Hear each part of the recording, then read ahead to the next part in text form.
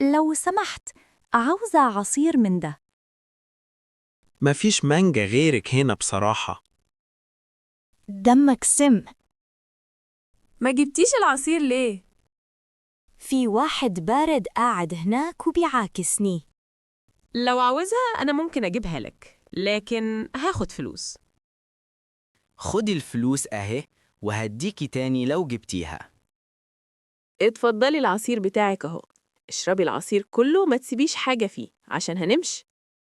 بقى نمور باشا يتقال له لأ؟ أكيد محشية كريمة. خدي الفلوس دي، ولو جبت سيرة لحد انت عارفة انا ممكن اعمل فيكي ايه.